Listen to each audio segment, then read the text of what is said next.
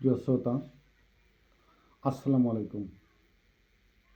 অনেকের ধারণা আমরা যারা বাংলাদেশে আছি, বাংলাদেশে বাস করছি, তাদের ভিতরে বড় ধরনের একটি আতঙ্ক কাজ করছে।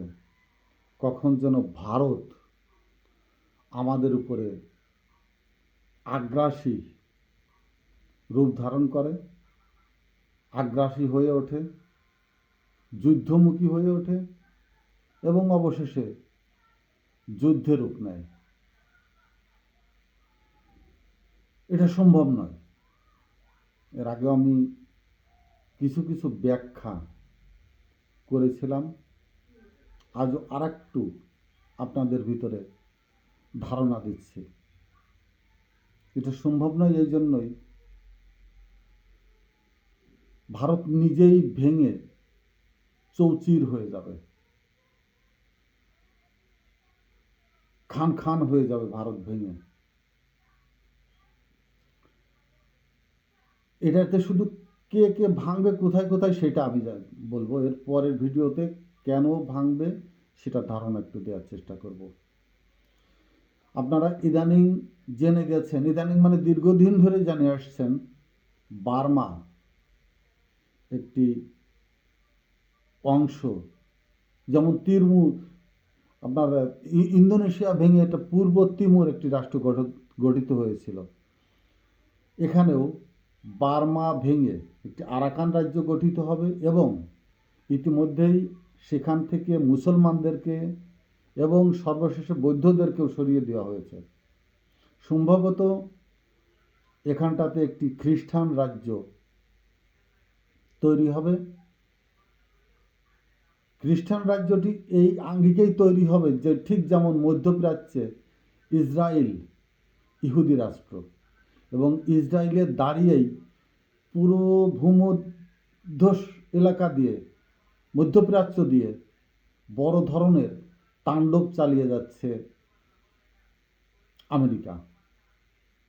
দক্ষিণ এশিয়ার এই অঞ্চলটিতে পা রাখার মতো আমেরিকার নিজস্ব কোনো ল্যান্ড নেই, যে ল্যান্ডে দাঁড়িয়ে ইসরায়েলের মতো তাণ্ডব ঘটনা, প্রতাপ, প্রভাব, তার যুদ্ধা মনোভাব, যুদ্ধাবেশী যে আচরণ, সেটা প্রকাশ করতে পারে। ধীরে ধীরে কৌশলে সেই জায়গাটি তৈরি শেষের পথে। এখন শেষের দিক যে কী হবে, আমাদের পশ্চিমে অর্থাৎ তিন পাশ ঘিরে আমি বলবো না, সেভেন সিস্টার রয়ে গেল। সেভেন সিস্টারের কাছে ভারত দুর্বল।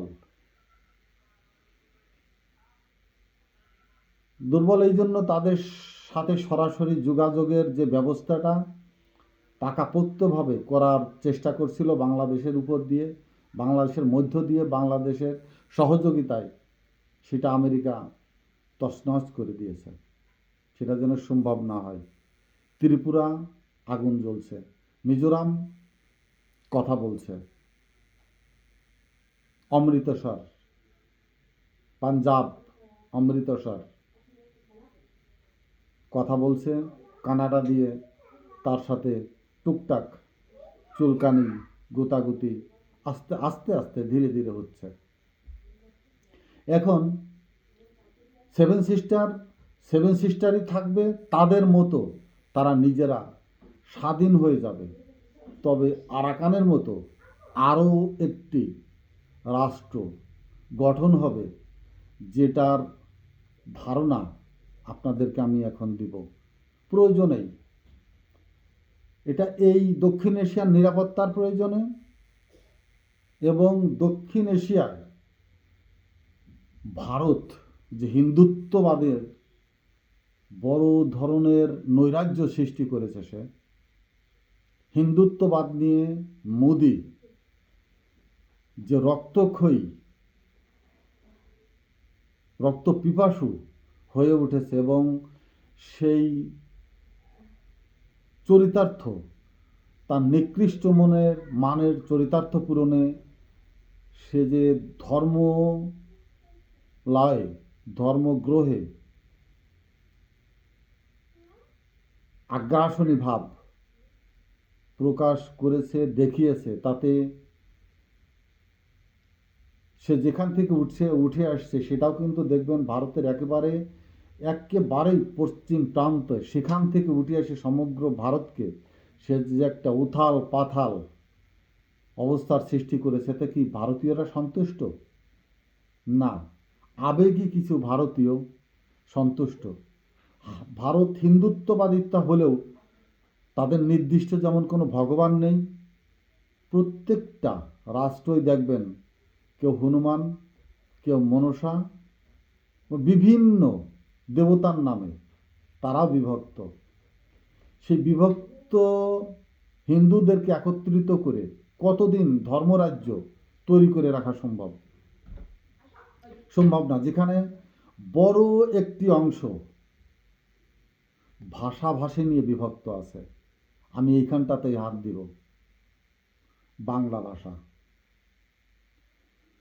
আপনারা জানেন, আমরাও জানি, আপনি যদি অবিভক্ত বাংলা বলে সার্চ দেন, দেখবেন বাংলাদেশ সহ ভারতের বড় বৃহত্তর একটি অংশ এই বাংলা ভাষাভাষীদের নিয়ে আদিলগ্ন থেকেই সৃষ্টি।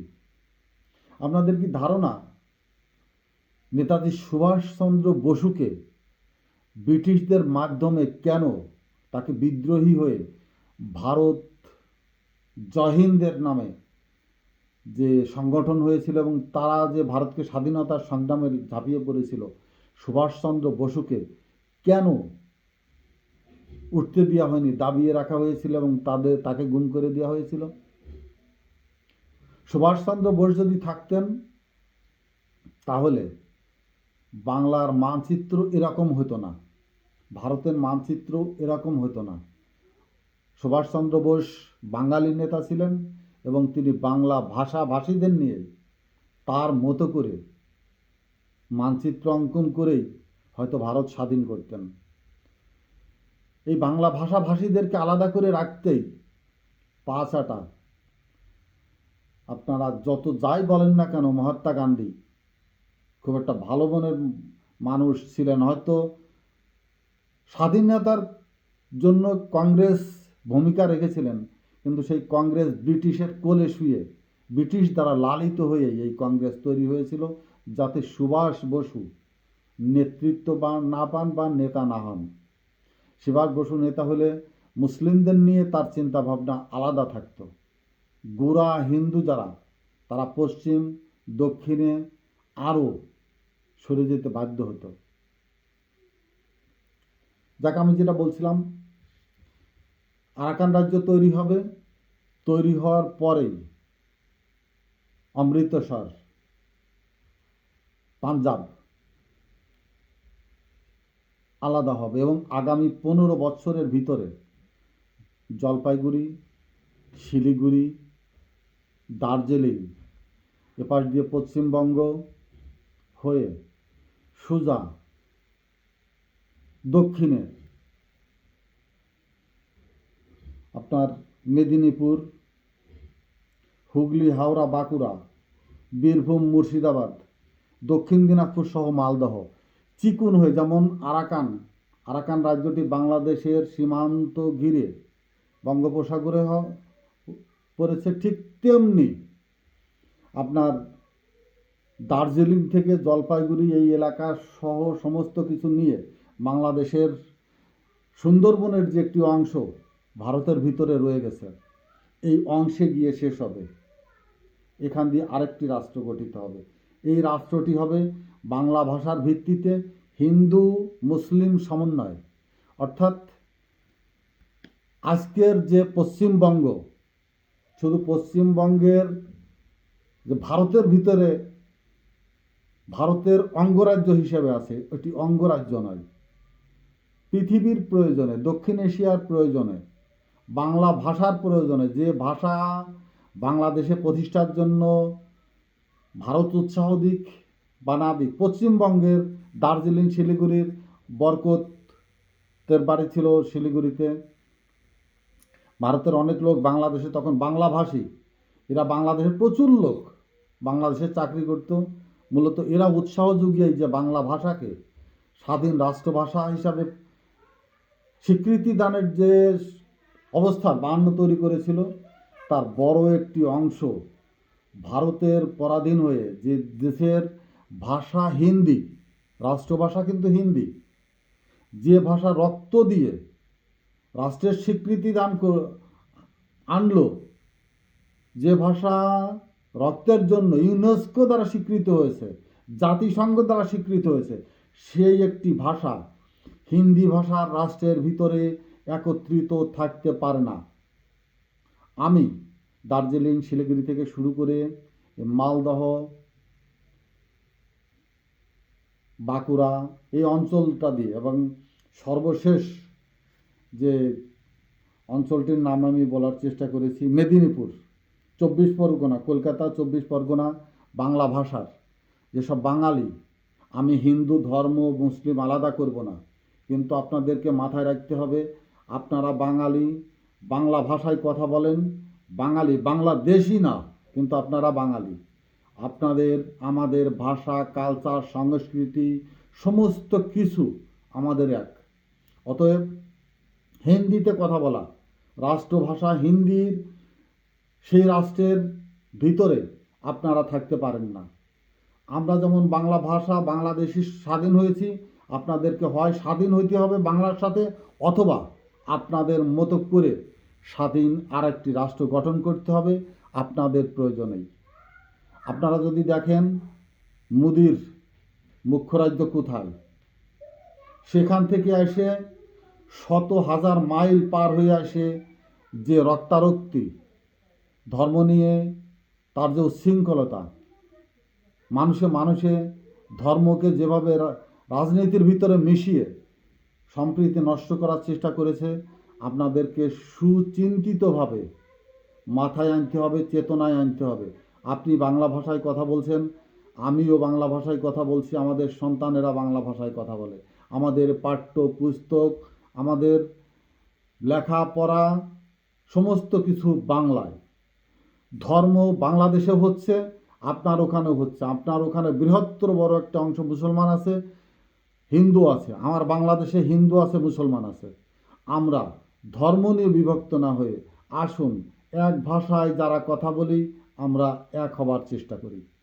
আমরা যদি এক হই, আমাদের ধর্ম অন্তরায় হয়ে দাঁড়াবে না যদি আমরা আমাদের ভাষাকে কেন্দ্র করে ভাষাভিত্তিক রাষ্ট্র গঠনে সচেষ্ট হই। আমাদের অঞ্চল নিরাপদ থাকবে, না হলে আপনি, আমি, আমাদের ভবিষ্যৎ প্রজন্ম অত্যন্ত ঝুঁকির মুখে পড়তে যাচ্ছে। অতএব